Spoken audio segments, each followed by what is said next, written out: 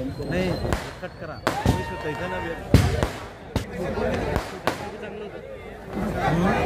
शिवसेना पक्षप्रमुख आदरणीय उद्धवजी ठाकरे, युवासेना प्रमुख आदित्यजी ठाकरे 2024च्या विधानसभा निवडणुकीच्या या प्रचार सभेसाठी आदरणीय राष्ट्रवादी काँग्रेसचे अध्यक्ष शरदचंद्रजी पवार, सन्माननीय राहुलजी गांधी आणि शिवसेना उद्धव बाळासाहेब ठाकरे पक्षाचे मंचावर उपस्थित असणारे सर्व पदाधिकारी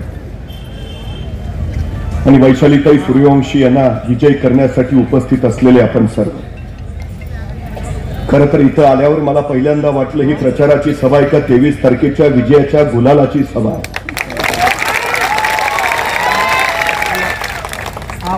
रस्त्याने येता येता बोर्ड दिसतोय का फरक? मी 2019 साली सुद्धा आलो होतो, मला तर काही फरक दिसला नाही. कारण तासाभरात पोहोचणारा मी जवळपास 1.5 तास झाले तरी इथं पोहोचेना. परमेश्वराकडे जाणारा मार्ग खडतर असतो मला माहिती होतं, पण पिंपळगावला येणारा मार्ग सुद्धा इतका खडतर असतो हे पहिल्यांदा कळलं. तर मला प्रश्न असा पडलाय की 10 वर्ष ज्यांनी आमदारकी भोगली ते ह्या निवडणुकीमध्ये तुमच्या पुढे येऊन नेमकं काय सांगत असतील. यंदा ताई त्यांनी जाहीरनामा काढलाच नसेल, कारण 10 वर्ष सगळंच करून झालं असेल. आणि जर जाहीरनामा वगैरे काही काढला असेल तर तुम्ही 10 वर्ष केलं काय हा प्रश्न जनताच त्यांना विचारेल. एक सद्ग्रस्त होते, रोज सकाळी कामावर जायचे, दुपारी जेवायची सुट्टी झाली की सगळ्यांबरोबर जेवायला बसायचे. एके दिवशी जेवायला बसले, डबा उघडला, डबा उघडून बघितला, डब्यात खिचडी. म्हणले धत तरी खिचडी आपल्याला अजिबात आवडत नाही, पण खाल्ली निमूटपणे करतो काय. दुसऱ्या दिवशी परत कामावर गेले, परत दुपारची सुट्टी झाली, परत डबा उघडला, डबा उघडून बघितला, डब्यात परत खिचडी. अरे काय कटकट आहे राव, रोज खिचडी खिचडी, पण खाल्ली निमूटपणे. तिसऱ्या दिवशी परत कामावर गेले, दुपारी सगळ्यांवर जेवायला बसले, परत डबा उघडला, डबा उघडून बघितला, डब्यात परत खिचडी. अरे काय कटकट आहे राव, वैताग आलाय नुसता, रोज खिचडी खिचडी खिचडी. त्याची तंतन शेजाऱ्याला ऐकली आणि शेजारी म्हटला इथं बोलून काय उपयोग आहे का, त्यापेक्षा घरी जाऊन बायकोला सांग, बाई ग मला खिचडी आवडत नाही, दुसरं काहीतरी बनवून दे, इथं बोलून काय उपयोग. तसा तो म्हणला हे बघ माझं अजून लग्न झालं नाही, त्यामुळे मला बायको नाही, त्यामुळे माझा स्वयंपाक मीच बनवतो आणि मला खिचडी शिवाय दुसरं काही बनवता येत नाही. म्हणजे खिचडी केली कुणी यांनीच, आणि वरनं खिचडी आपल्याला अजिबात आवडत नाही. अरे केली कुणी, भडगाव पाचोरा विधानसभाच्या विकास कामांची खिचडी केली कुणी. आता या निवडणुकीत खिचडी आम्हाला अजिबात आवडत नाही. अरे केली कुणी. तुम्हाला आता खिचडी हवी आहे का प्रगतीचं शिवभोजन हवंय हे आता तुम्ही ठरवा. 2019 ला मी इथं आलो होतो, वंदनीय हिंदुहृदय सम्राट शिवसेना प्रमुख बाळासाहेब ठाकरेंच्या कडवट शिवसैनिकासाठी आलो होतो. आरव तात्यांचा संपन्न वारसा पुढे नेणाऱ्या उमेदवारासाठी इथं आलो होतो. पण दुर्दैव विचारांशी गद्दारी होईल असं वाटलं नव्हतं.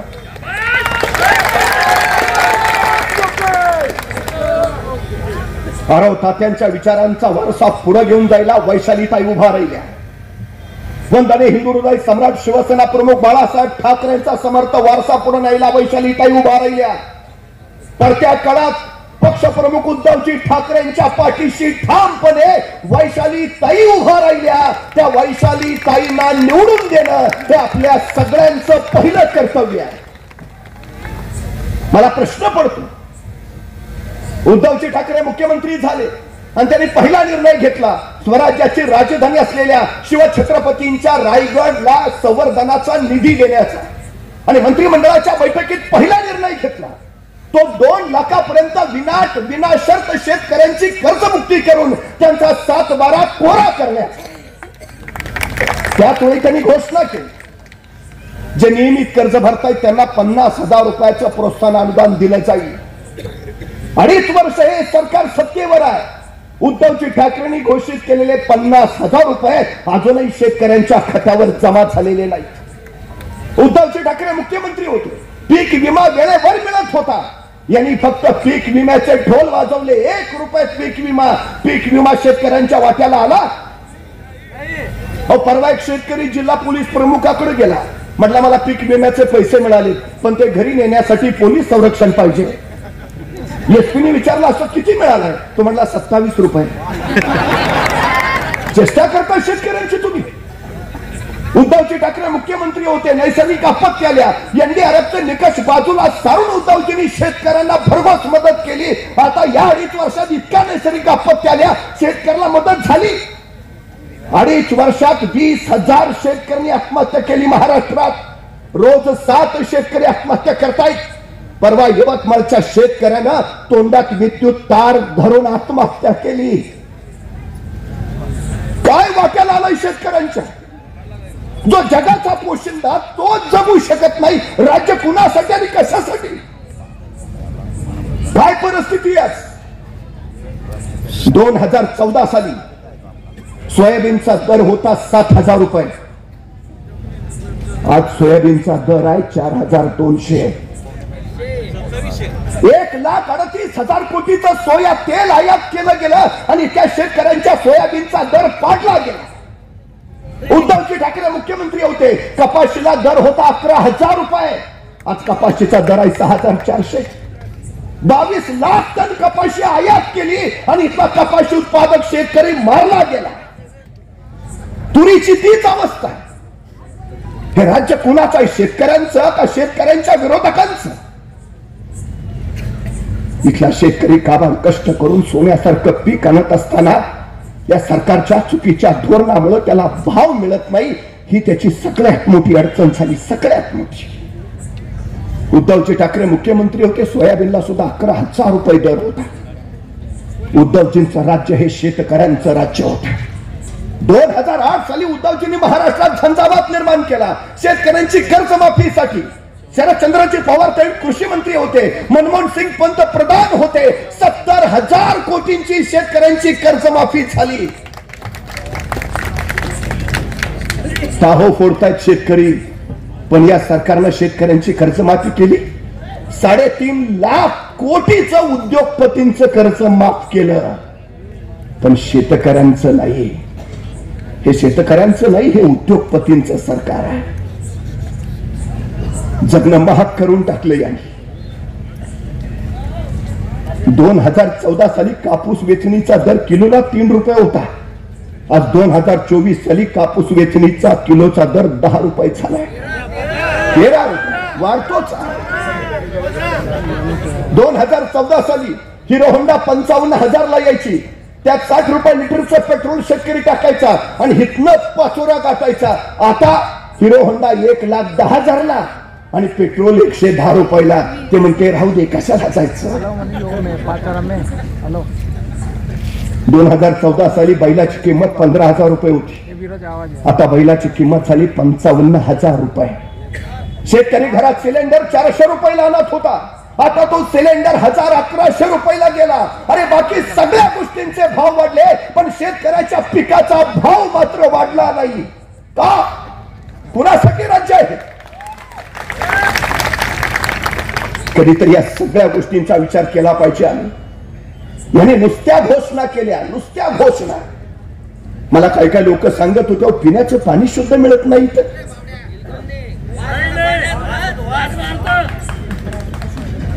काय झालं त्यांच्या योजनाचं? हर घर नल, हर घर जल, जलकुंभ योजना, अमृता योजना.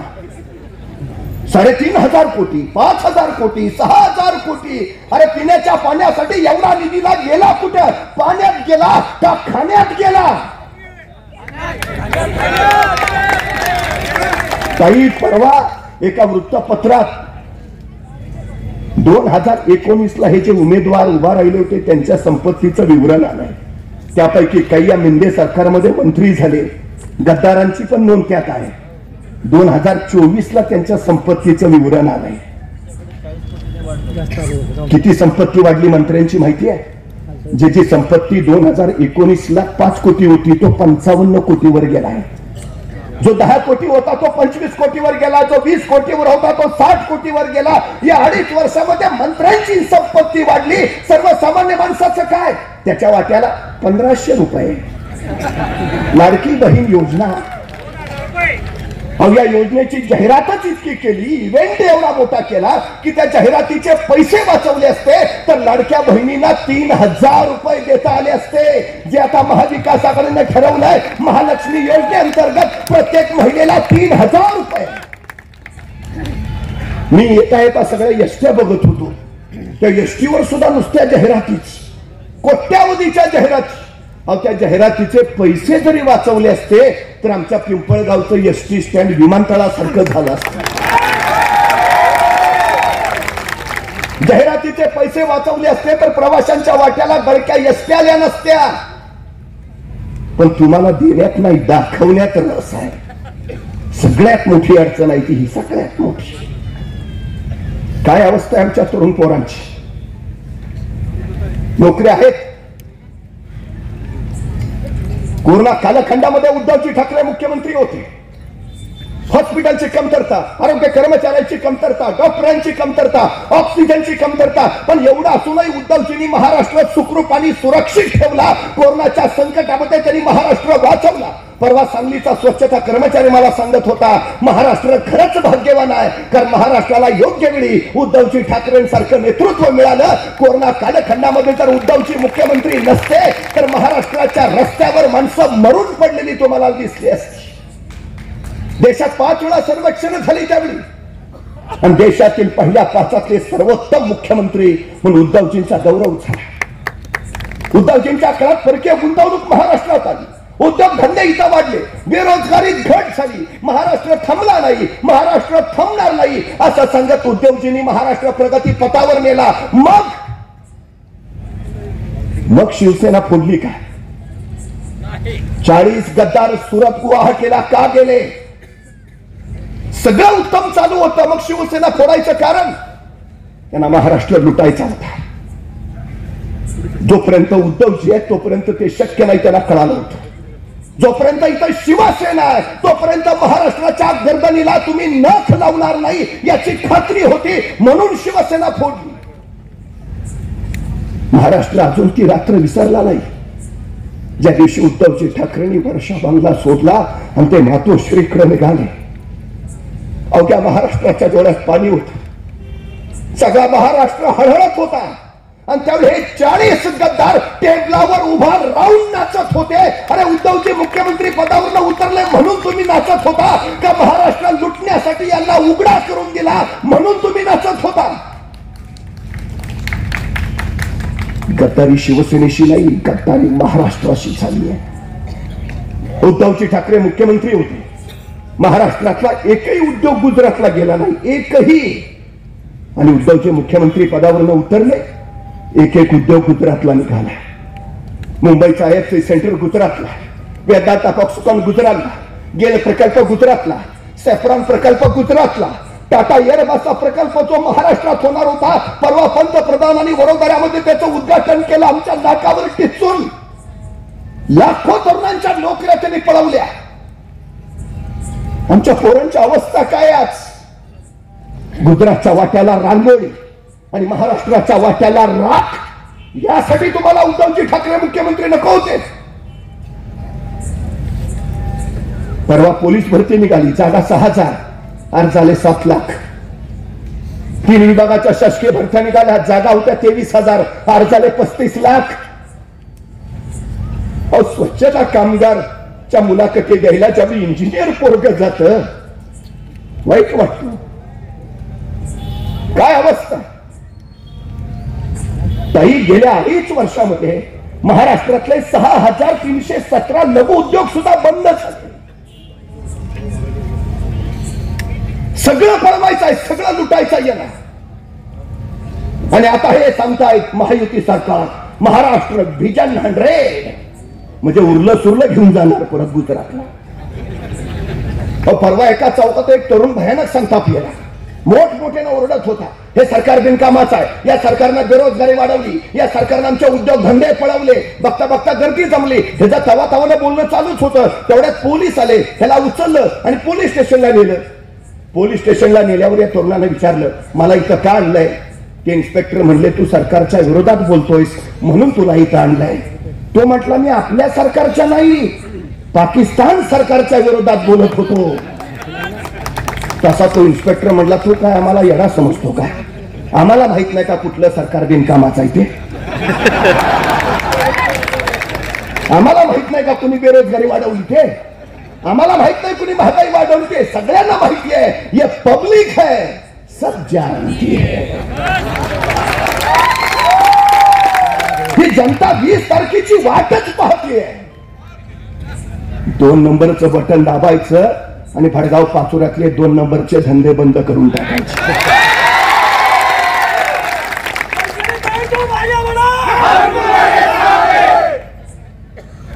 काय अवस्था आहे उलटी.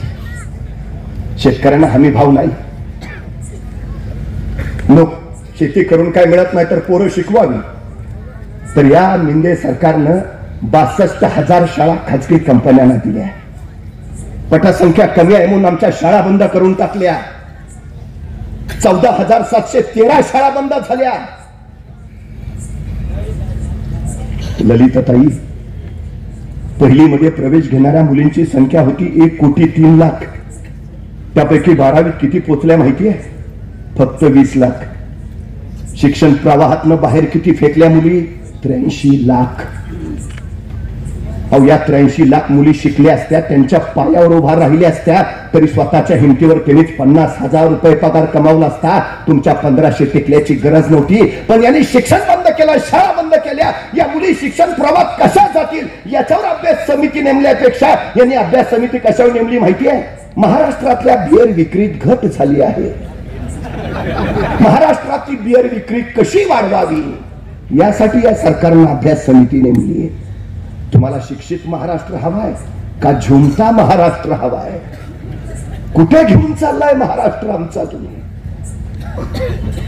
काय अवस्था इथल्या पोरांची? कधीतरी या सगळ्या गोष्टींचा आम्ही शांतपणे विचार केला पाहिजे. सामाजिक वातावरण बिघडून टाकलं यांनी सगळं. आता ते चाललंय, बटेंगे तो कटेंगे. अरे हा महाराष्ट्र आहे. हातातला रुमण बाजूला टाकून दिल्लीच्या तख्ताला धडका देणारा महाराष्ट्र. चिनाबच्या पल्यावर जाऊन अब्दालीच्या नांग्यात ठेचणारा महाराष्ट्र. बचेंगे तो और भी लढेंगे म्हणा तू तरे थैमान घालणारा महाराष्ट्र. मरहट्टा हूं, मारूंगा तो चढकर मारूंगा असं म्हणत शत्रूला आसमान दाखवणारा महाराष्ट्र. हा महाराष्ट्र ना बटेगा ना कटेगा, लढेगा, जीतेगा और आगे भी बढ़ेगा. पूर्वी आम्हाला शिकवलं जायचं, दगडावर दगड घासला की ठिणग्या उडतात आणि मग अग्नीचा शोध लागला. आता ह्यांना नवीन शोध लागलाय. जातीवर जात घासली, धर्मावर धर्म घासला की ठिणग्या उडतात, मग आग लागते आणि त्याच्यावर आपल्या सत्तेची पोळी भाजून घेता येते. सजग राहायला हवं, आपण सावध राहायला हवं. यांचे मनसुबे उधळून लावायला हवेत. विकासाकडे जायचंय आपल्याला, अधोगतीकडे नाही.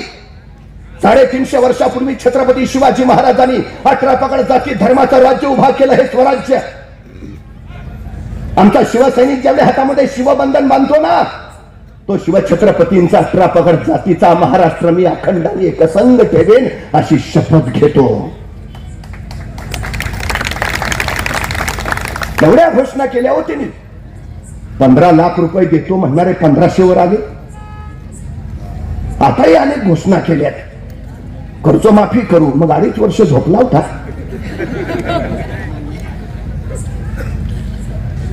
काय झालं होतं 2.5 वर्ष तुम्हाला?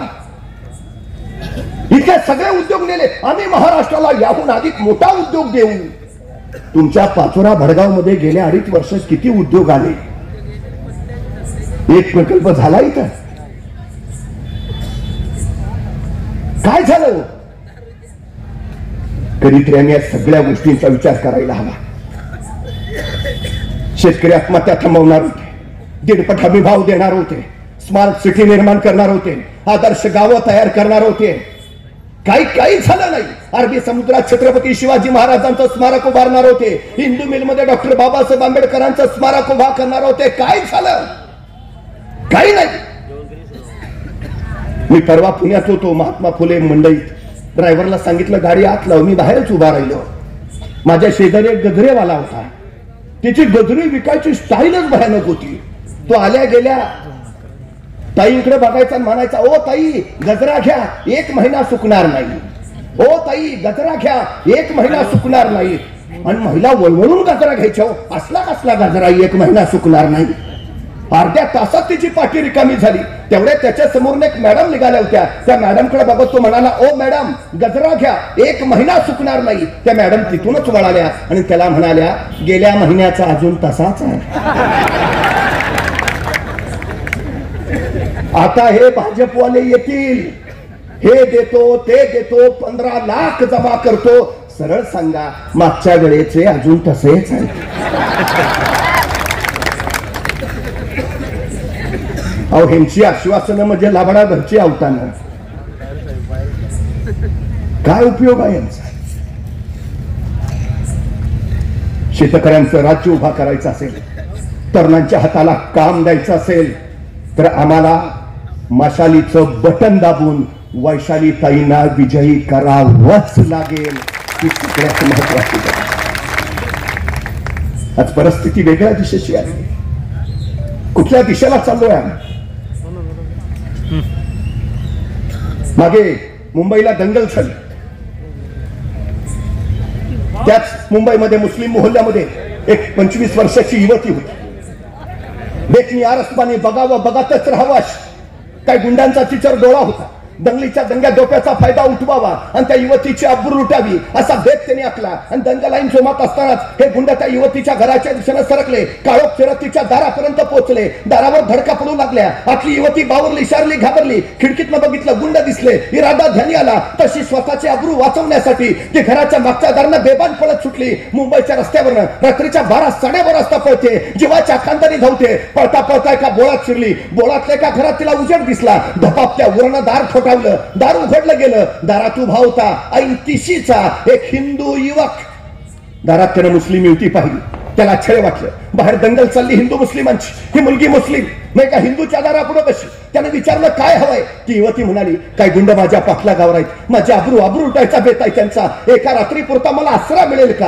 हा युवक म्हणाला, निश्चिंता ती घर तुझंच आहे. तिला आत घेतलं. स्वतःचं अंतरून पांघरून दिलं. सांगितलं शांत झोप, इथं तुला कुठली भीती नाही. ती युवती झोपी गेली. हा दाराशी राखण करत बसला. ते गुंड येणार नाही, या युवतीला त्रास देणार नाही. पण राखण करता करता याच्या डोक्यात विचार आला, बाहेर दंगल चालली हिंदू मुस्लिमांची. ही मुलगी मुस्लिम, मी हिंदू, मग माझ्या घरात तिने आसरा कसा मागितला? ते गुंड तुरीच्या अब्रू लुटायच्या उद्देशानं हिच्या पाठलागार होते. पण घरात मीही एकटा आहे, तरुण आहे. मनात आणलं तर आता या क्षणी इथंच या युवतीची अब्रू मीही लुटू शकतो. मला थांबवणार आणि हिला वाचवणार इथं कुणी नाही. मग कुठल्या भरोशावरती माझ्या घरात थांबलीये? रात्रभर विचार केला, उत्तर सुचलं नाही. सकाळ झाली, ती युवती जायला निघाली. जाताना तिनं आभार मानले. न राहून याला विचारलं, बाहेर दंगल चालली हिंदू मुस्लिमांची. तू मुस्लिम मी हिंदू, एका हिंदूच्या घरात तू आसरा कसा मागितला? तुला भीती नाही वाटली? ते गुंड तर तुझ्या अब्रू लुटणार होते. पण घरात मीही एकटा होतो, तरुण होतो. मनात आणलं असतं तर मीही तुझी इथंच रातोरात अब्रू लुटू शकलो असतो. तुला माझ्या तावडीतनं वाचवणारही कुणी नव्हता.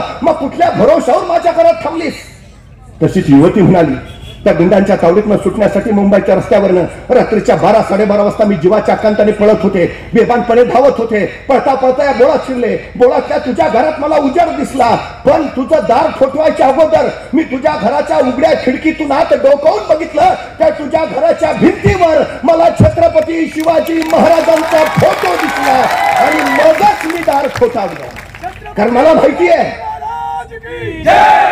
ज्या घरात छत्रपती शिवाजी महाराजांचा फोटो आहे त्या घरात कुणाच्याही अब्रूला धोका नाही.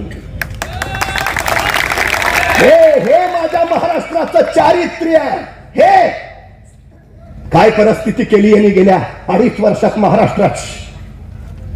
47,000 महिलांवर अत्याचार झाले. ते एका वर्षात 26,000 महिला महाराष्ट्रातनं गायब झाल्यात. रोज 129 महिलांवर अत्याचार होत आहेत. रोज मुख्यमंत्री होते. महिलांची सुरक्षा, महिलांचा सन्मान यासाठी त्यांनी शक्ती विधेयक पास केलं. पण गेल्या 2.5 वर्षात या सरकारला उद्धवजी ठाकरे शक्ती विधेयक केंद्राकडून साधं मंजूर सुद्धा करून आणता आलं नाही. 3.5 वर्षाच्या चिमुरडीवर त्या बदलापूरला बलात्कारच.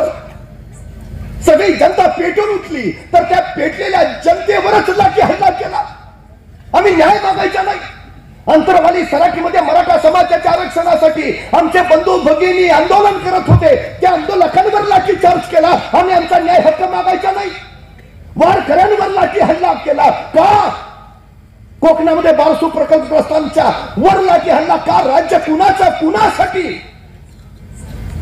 विचार करायला हवा, निर्णय घ्यायला हवा. ही वेळ आहे.